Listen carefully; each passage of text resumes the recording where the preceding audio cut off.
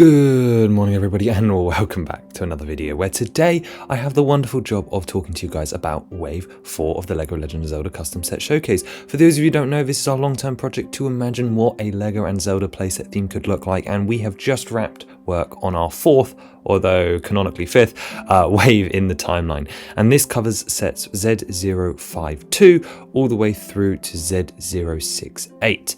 And these are the fourth wave of sets that we've been working on since I think 2022, 2023. So it's been a long time, very spread out. So this is going to be a really nice recap because many of you are new to seeing all of these sets and seeing how this wave connects together. And I think if I have to sum up this one wave in one word, I think it would be vibrant, because I think we have a real nice mix from across the series and some really fantastic models here. So without any further ado, I'm going to jump in. We're going to talk about all the sets, and then once we've talked through all of them fairly briefly, we are then going to jump over and look at the combinations, which is the really exciting thing about doing these recaps, is we get to imagine what it would be like if you had bought all of these models.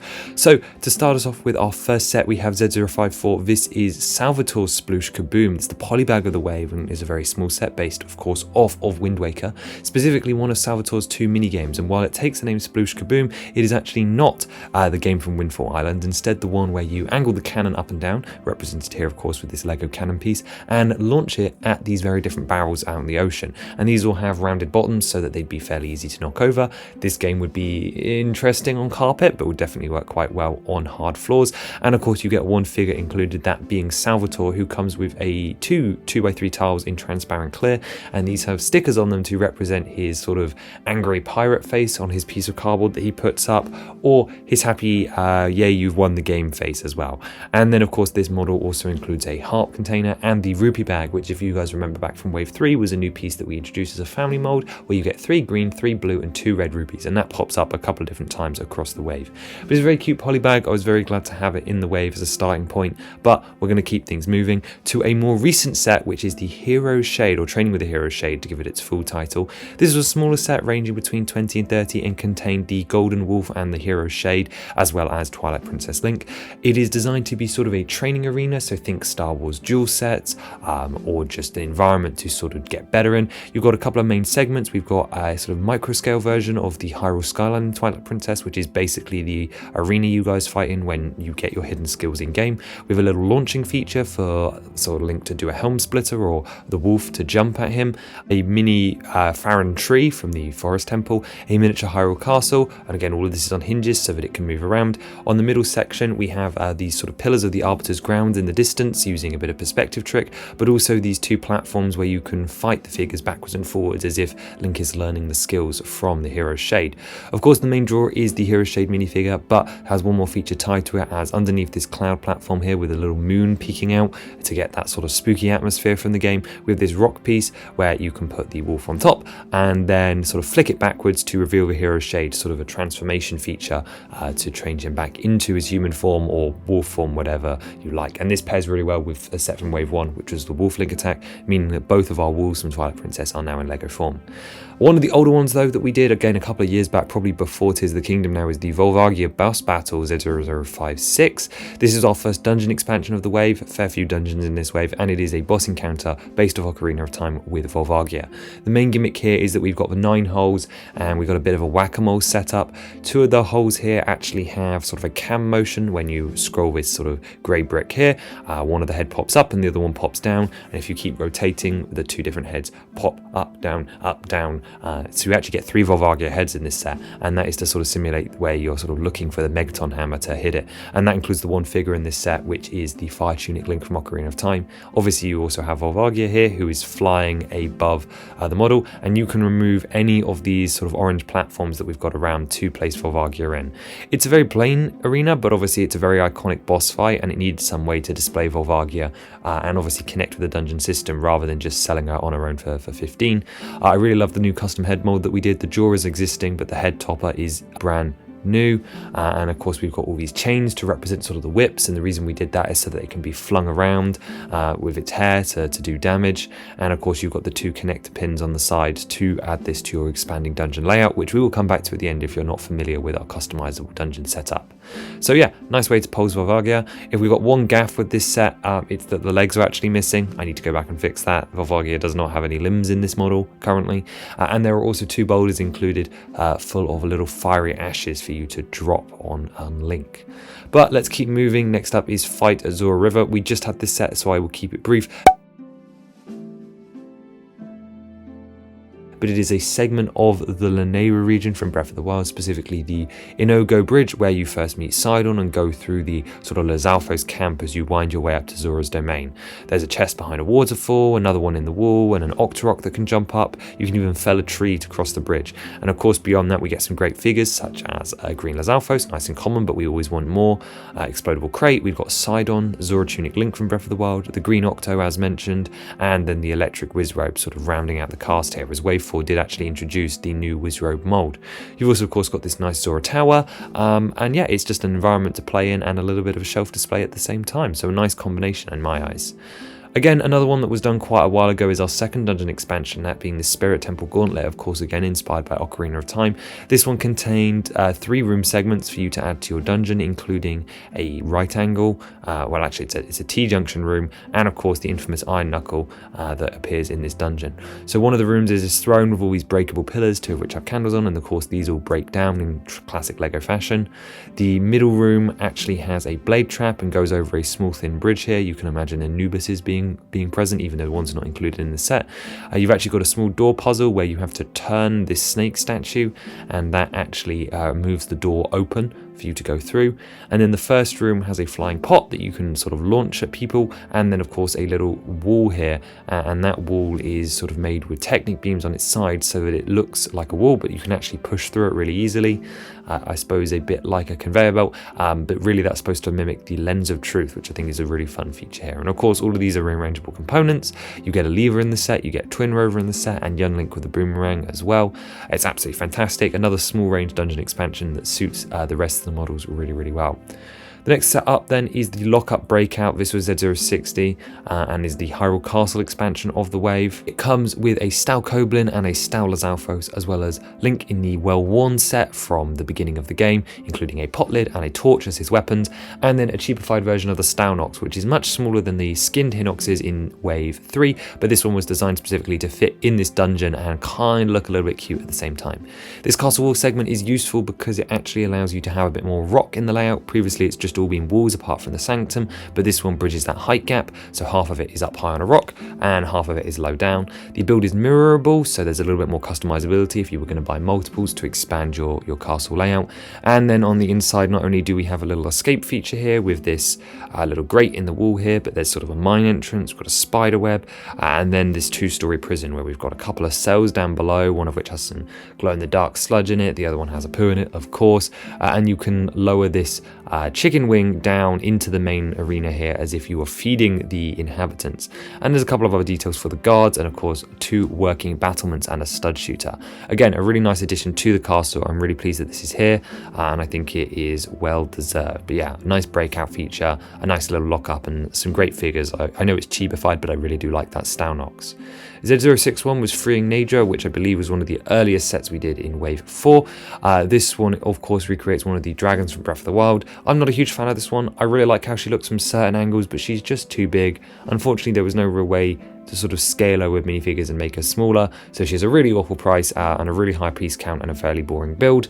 You've got 2 trees included from the woodland as well. Of course, this is based off the Mount Lanayru section from Breath of the Wild. Originally, this model was supposed to have the Malice Eye feature, however that was cut early in development, which is a shame, and it sort of weakens this set. I kind of like having bad sets every now and again. One day, of course, I'll remaster this just so we can see its full potential come to life, but I kind of like having sets that disappoint because occasionally that happens in real life. We do have the Goddess statue, which is a thing that appears elsewhere in this wave, but this appears here to represent the spring at the top of Mount Lanayru. Very, very simple build. And we also have the Ice Wizrobe, again making use of that Wizrobe new mold that goes over the top of a minifigure body and legs, and a Ice Lizalfos returning from the Wave 2 battle pack, and then the first appearance of Snowquill Link as well, rounding out a very low figure and kind of disappointing set. But yeah, the dragon has full posability, a mouth, its ice mane, and then some legs. I still really like it, but it is just obviously less than ideal than a perfect model. But we'll move on to another dungeon set now. This is the Battle for the Sacred Flame. This is the Coloctos set. This one has a 90-degree dungeon angle as we go into our main rooms here. Our first one has a lily pad that wobbles, as like they do in game, so there's a bit of an unstable crossing as you go through, and then they are faced with two choices. One which leads to a dead-end room on the left, which is the arena where you would fight the quartermaster, and there's a treasure chest in here which could contain the whip or anything else that you find in the dungeon, but I think the intention here is the whip. But if you go back across the lily pads into the other direction, you enter into Coloctos' chamber. We've got two of these pillars which can be easily knocked down. The sacred flame is hidden around the back, and of course Coloctos is embedded in here and can be moving around its arms and can look side to side, no articulation on the head particularly, but of course you can also remove Coloctos from the stand, add in the legs, and have it stomping around as the proper automaton. We also have the ability to, there's a bit of a play feature here, if you sort of hack away, you can sort of obviously take the swords out of his hands and use them, and hack away at his chest. You can fold down this transparent dome element which has a print on it, and that reveals this red dot here, which of course is representing its heart in game, and if you push in on that nice and hard, the head will actually pop off, which I think is a fantastic little feature and is accurate to the game as well. So very excited to be included something like that, and I often talked about how much this set in particular means to me personally, as I can remember looking at the only other LEGO Coloctos that has ever existed over a decade ago back on LEGO Ideas. So this one is very symbolic and means a lot to me because it's a full circle moment, and I'm really proud of how it turned out. I think it looks absolutely great.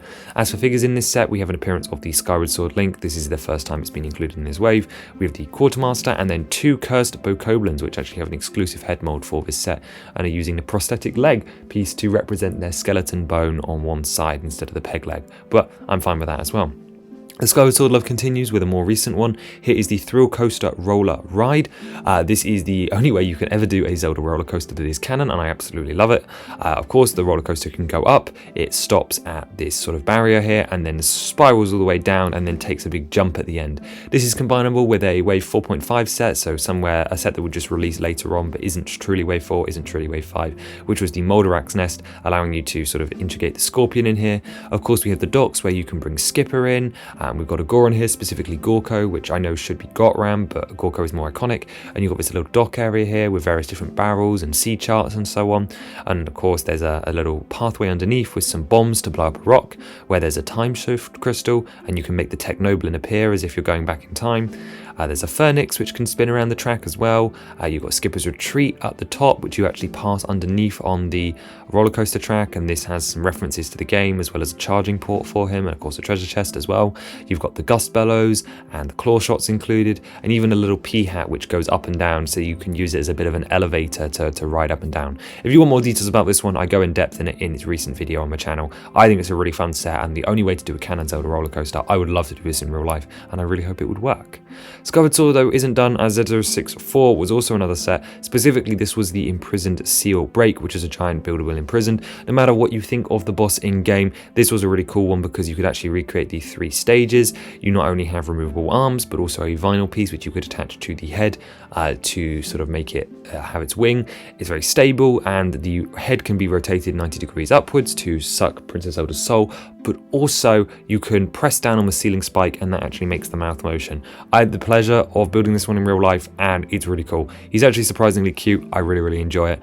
And the figure selection here is also really great because we have Skyward Sword Link again. We have Skyward Sword Zelda, Old Impa, and Groose, and then 3 little side builds to sort of simulate the sealed grounds, with one with bomb flowers to load up the catapult, which can rotate 360 and of course launch figures or bombs, and then of course the heart container plant island as well. And that is all Skyward Sword ones. The next set was the gimmick of Wave 4, so while we were expanding upon the dungeon and the castle layout, the gimmick model was Z065, the motorized retro Link, which not only acts as a buildable 8-bit Link for your shelf display, but actually has a color sensor and a motor and a wheel hub base in it, and is actually basically a boost set where he can sort of roll along the floor and stab his arm to sort of hit targets, and he makes a load of sounds, and he can sense up to 4 colors to do and program interactions. So it's a codable Link and it's a voxel model that can just sort of zoom across your floor, or just stabby in the corner, or just be a nice display piece. Either way, it's a little bit creative, it's a little bit different, paying tribute to Zelda 1 while doing something a bit whimsical, and I like it as a coding opportunity because obviously I need video game style tie-ins for this series. So this was sort of the heart of Wave 4 was this model here. And that goes, of course, with the promo, which we'll talk about in a little bit. But first, the two bigger sets. First up, the flagship playset one, which was Gerudo Fortress Infiltration. This was a super long time ago now, so I imagine most people do not remember. However, this was Gerudo Fortress Infiltration, based off the location from Ocarina of Time. I was very excited to bring this one into real life. While it is just a dark tan blob, there are plenty of little interiors here. Of course, we have the prison location over to the far left in the tower, and of course you could escape this with the included hookshot. On the roofs, we have the treasure chest, which has a heart piece. We have Pierre, who you can hookshot to, and various different roof spaces and doors for the various Gerudo guards to walk around. You've got these two balustrades out front, and on the inside we have a kitchen space, a second prison cell which you can break out from, a little bit of the Gerudo training grounds behind this sliding door where you have to jump across these lava pillars to receive a crystal which represents the ice arrows. We have a little hookshot puzzle where you can hook your way up to some pots at the top, and a hidden gold scutula, and then this corridor space which you can march through as well. Lots of fun little details. I'm really liking this model, and of course actually each of these sections were built in a way that they are rearrangeable, so you can sort of customize your layout, although this is the sort of canon layout here. There was also the guardhouse over to the side which had a raisable gateway to let you have entrance to the wasteland, and then around the back we also have the archery game, and although there was no included horse, there were some targets for you to shoot at with a bow. Figures here included the two carpenters, Link in the Vi outfit, which I know is the wrong game but doesn't matter, and then for Gerudo, so we've got the training grounds operator, one of the guards which defends the carpenter's jail cells, and then two of the normal soldiers that walk around. This is a really fun one. I go backwards and forwards. I do think I end up putting it in my top 15 sets just because it's very, very playable model. It's large, it's sprawling, and I'd like to do this one day because I think it's a really nice playset version that's sort of cheapified down. Yeah, I really like it. I think it's a fun one, but I haven't thought about it in a long time because this model came out before Tears of the Kingdom. Wave 4 has been far too spread out and you guys have missed some really fun models. Okay, the big set of the wave was the Temple of Time. We did this one last year. It is a 4,854 piece behemoth, nearly 5,000 parts, one of the larger Zelda sets that we've done here on the channel, and of course recreates both the Temple of Time in its Ocarina of Time state, but also from Breath of the Wild, not requiring a rebuild. Instead, you can remove large chunks to decay this temple. This adds in foliage and grass to the floor, and of course changes out what's at the top, because in your Ocarina of Time version you have the Door of Time, the Master Sword on the inside, but we changed that out for a goddess statue and some dirt for Breath of the Wild. We remove this section of wall, we take these removable pin sections out of the roof. Of course, no figures for Breath of the Wild were included, much to many of your guys' dismay. You've got Triforce above the door, and this beautiful inset doorway, and these lovely windows which actually do have glass and this ornate steelwork too. And then actually there's an extra feature. You can also restore the castle to its pre-calamity state in Breath of the Wild. So you can add in a little benches and pews like we see in Age of Calamity, and then these various different fences and so on. So you actually have three models that you can change this one between. Again, if you want to see this one done justice, definitely watch the video. And as one last sort of point to point out, I really love this render because the shadow comes in from behind. I love Studio's rendering engine because you get beautiful stuff like this. It's very, very cool. But yeah, lots more to say about Temple of Time, but I promised that I would keep this fairly brief, because we still have one more main Wave 4 set to take a look at, and then a load of extra information to go over, which includes some fun stuff that you guys have not seen before. But first we have Z068. This is the 8-bit items. This is the GWP or promo for the Wave. This promo is viable on all models in the set, so while it is designed to go with the motorized retro Link, and these can be color sensed or programmed with, they are of course just 8-bit nice displayable items to go on any Zelda fan shelf. So this promo would run at the launch of Wave 4, and you would qualify for a spend over, I think it's 150 or 210. So if you bought the Temple of Time, you'd qualify. If you bought maybe the dungeon sets and the castle sets, you'd qualify. Any combination of sets, but it's not just exclusive to the retro Link, although the promo is themed to go after it. But you get a pixelated tech type, bomb, watch, but also a Octorok, key, and rupee. 6 iconic items, again, usable with the retro Link, but also just cool to have. Now, two of you might be screaming about the other green box lids. If you guys remember, we have two Wave 4 sets that aren't actually officially part of Wave 4, but have been added into the canon. So they release at different times in the canon layout, so we've lumped them in here. They're technically part of Wave 4, even though they're not actually, if that makes any sense. But we have Z052. This is the Arbiter's Grounds dungeon expansion, which features, of course, scenes from the Arbiter's Grounds. We have a Twilight Princess Poe, a Twilight Princess Stalfos, a Red Bubble, and then various different Skalkins, as well as a Twilight Princess Link, and 3 or 4 dungeon sections here. We have a spinner section where you go across a sand pit where using the spinner, which is built into a Technic frame in the wall, which is a lot of fun, with this little angled wedge where we've got space for the bubble, and then also this saw trap here, like the traps that you find in the abandoned prison, and that just sort of slides across the model. We also have this doorway here which can be raised up to reveal a treasure chest. This of course symbolizes the Poe's missing fire, and you can see two of those braziers, one of which is lit with a blue flame and the other which is held by the Poe, and there's also space to fight the Stalfos here. Then there's a second spinner included in a Ninjago launching mechanism, and that includes this little Beyblade arena around the back here for you to sort of fly across on the spinner, and the goal is to sort of aim your way across, see if you can make it to the other side. But we've also got this little dispenser here which pumps out Stalkins, so you push the lever around the back and they all fly out as if they're swarming you. So lots of chaos going on here, but some really fun spinner features that it felt really important to include. So big fan of that one as well. And then the other one, which I'm also a big fan of and often makes my top 15 sets, is 053, the Take Back the Sea model. This is another really large model based off a specific side quest from Breath of the Wild, but also just the Lurelin village environment and the monster forts that go out to sea.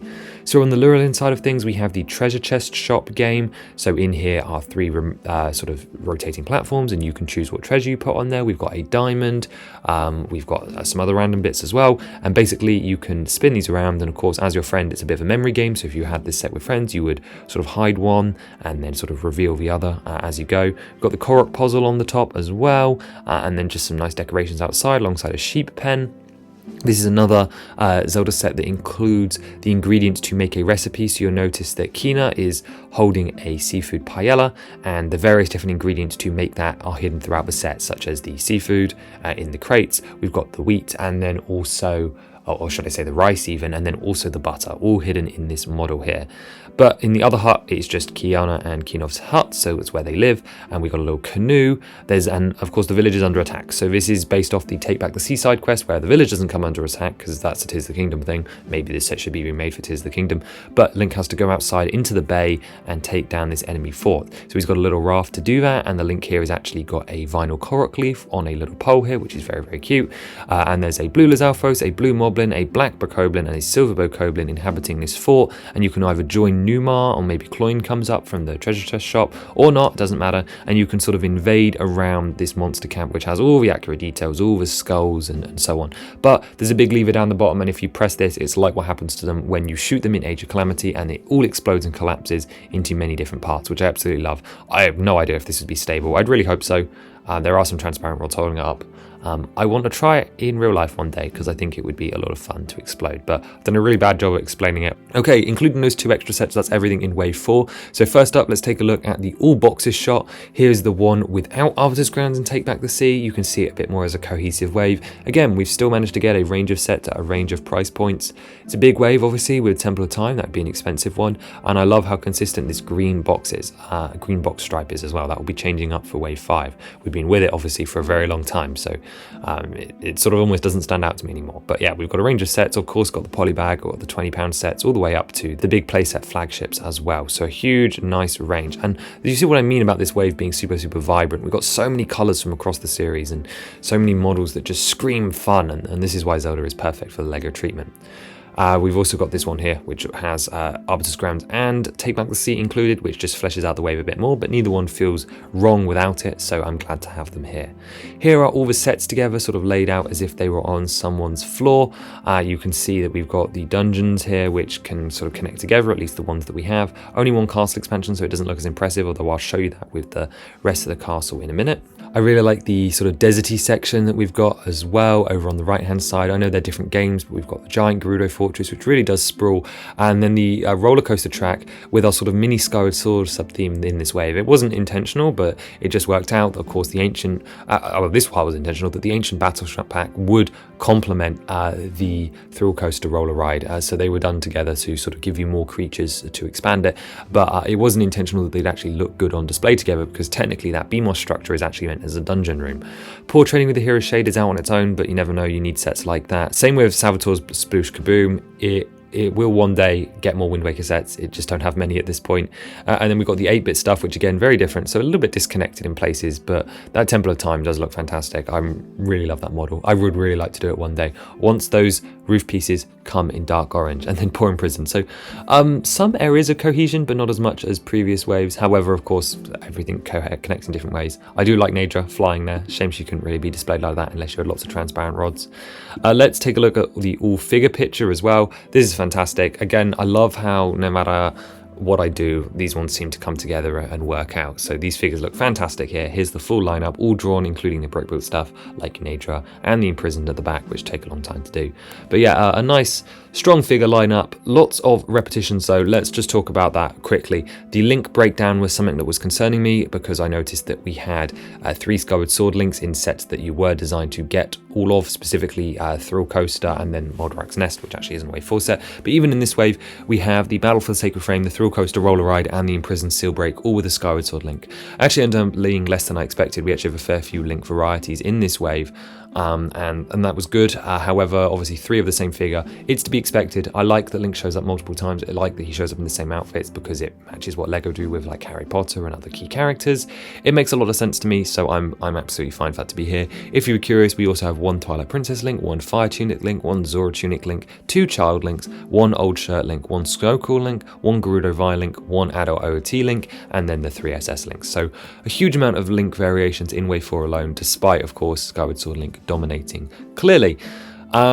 Okay, moving on from those images, let's take a look at the castle altogether. As I mentioned, the only new castle expansion in this wave was the Lockup Breakout, which is a wall segment and adds a little bit more variety to the layout. I mentioned it could be mirror built like you're seeing here, but just it adds huge variety to what was previously just a gatehouse and then wall segments. Or not even gatehouse, oh, maybe that's a hint of what's coming next. We've got the front gate and the wave 2 wall expansion, and this just adds some more height, some more variety. I'm looking forward to seeing if it gets useful to connect to the sanctum, but yeah, it's great. It can also attach inwards from the wall so that you actually can start that sort of layered effect as if there's actually sort of a inner keep before the outer wall as well. So really pleased with how this adds to the castle. I think next wave will be a big turning point for the castle. It's not the last wave for the castle, but the wave 5 castle expansion will shake things up quite a lot, and I'm looking forward to seeing how that figures itself out. The other, of course, big connection is the dungeons. Wave 4 was a huge one for dungeons. You guys have actually already seen these if you watch my combining dungeons together video that we did. Again, that must have been nearly a year ago now, but you can see that these work really, really well together, and just help to expand the layout. Of course, we had Koloktos, the 1 Beamos room from the Ancient Machines Battle Pack. We had the Volvagia boss arena, but we also had the Spirit Temple one, and technically, if you count Arbiter's Grounds as well, Wave 4 was huge for dungeons and really expands what we can do. Again, if you want more details on the dungeon expansion, I would watch that video, but it looks absolutely fantastic. I'm really pleased with where the dungeon system is heading. I know it looks messy and chaotic, but it's exactly messy and chaotic in that fun kid way that I really appreciate. So Wave 4 was huge for dungeons in a similar way that Wave 5 will be really huge for Castle. Battle packs also connect together. I mentioned this a little bit ago, but with the Skyward Sword connection, the Ancient Machines Battle Pack is designed to expand upon your Thrill Coaster setup, and of course the BMOS module can be connected together to create an interesting room for your dungeon. Apart from that though, not a huge amount going on with this one. It doesn't really connect with other sets. Of course you could still buy multiples, not as many I think as a Lazalfos or a Hyrule Castle Guard Battle Pack or a Bokoblin one, but I still would see myself picking up 2-3 of these. But even if you're just buying one, that sort of mimics a lot of the Star Wars battle packs these days. I want to mention the items that come across in these sets, as we actually get quite a lot. We had the Megaton Hammer that appeared in Volvagia's set. We had the Hook Shot and also the Claw Shots in the Gerudo Fortress and Thrill Coaster, respectively. In Thrill Coaster, we also had the Gust Bellows, but we also had the Skyward Sword Whip in the Ancient Cistern, and then we also had the Boomerang with Child Link inside of the Spirit Temple set. So lots of Link's items appearing, including the Paraglider as well in Freeing Nadra, I just remembered, and a firing bow piece that was introduced in Wave 4 as well. This of course is the avatar piece that allows you to shoot. It doesn't show up in these renders, but it was intended that Freeing Nadra would have this, as well as a couple of other sets like Gerudo Fortress Infiltration, so that you can actually launch projectiles at targets. It makes all the sense in the world that Zelda would have this, as there are no stud shooter guns. I love this bow piece. I have it in real life. We started using it in Queen Gibdo set in Wave 8, but it's also here in Wave 4. We touched upon the Gerudo Fortress modularity, so I'll leave that point. And I've also want to re-highlight that the Temple of Time is very, very cool and has a 2-in-1 feature. So again, more display options there. You could always buy 2 Temple of Times, but unlike the Deco, this one converts with significantly less trouble, although it's still a bit of a process. But again, you have the parts to do both without any building, no parts forming, as the Transformers would say. We also have the reappearance of the Groose minifigure. This one was important to bring up because he is a first figure in the series to appear in a set, say in Wave 1, and then reappear in a new set sort of 2.5 years later. So before the molds would be destroyed, so just as Groose leaves shelves from the Wave 1 sets and Loftwing, the Wing Ceremony retires, Groose reappears in this Wave 4 set here. I think he's the first figure to have a gap like that. Obviously, figures like the SS Link have been appearing for 4 waves, on and off, but there's always been one on shelf. But Groose is the first figure to sort of reappear and sort of get a second appearance a couple of years later. It's also important to bring up the Sidon colours because he will be experiencing the same thing. So remember, in the timeline, Wave 4 comes a good few years before the Tears of the Kingdom Wave 8. The Sidon in this set is bright red, but by the time we get to Tears of the Kingdom, they're going to change his colours to dark red.